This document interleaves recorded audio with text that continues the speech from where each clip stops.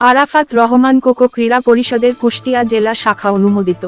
জাতীয়তাবাদী দল বিএনপির সহযোগী সংগঠন আরাফাত রহমান কোকো ক্রীড়া পরিষদের কুষ্টিয়া জেলা শাখা অনুমোদন দিয়েছে কেন্দ্রীয় কমিটি।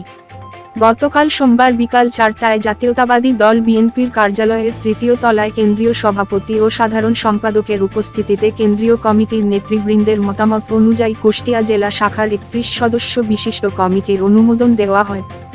এই সময় উপস্থিত ছিলেন আরাফাত রহমান কোকো ক্রীড়া পরিষদ কেন্দ্রীয় কমিটির সভাপতি মোহাম্মদ সাইফুল ইসলাম রাশেদ ও ভারপ্রাপ্ত সাধারণ সম্পাদক মোহাম্মদ জয়নাল আবেদিন আরজু।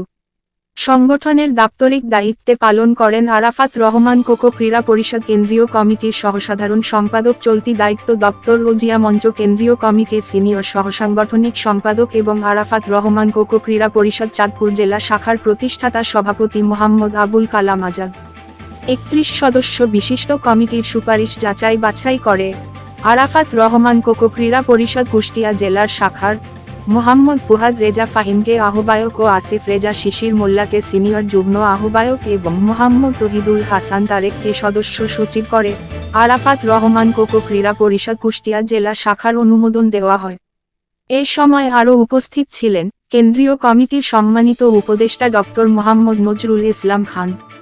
ভার্চুয়ালি যুক্ত ছিলেন সংগঠনের আন্তর্জাতিক সম্পাদক সজল, কেন্দ্রীয় সহসাধারণ সম্পাদক আজাদ খন্দকার এবং ঢাকা মহানগর উত্তরের উত্তর পূর্ব থানার সভাপতি মোহাম্মদ আবুল কালাম আজাদ আরও অন্যান্য নেতৃবৃন্দ উপস্থিত ছিলেন।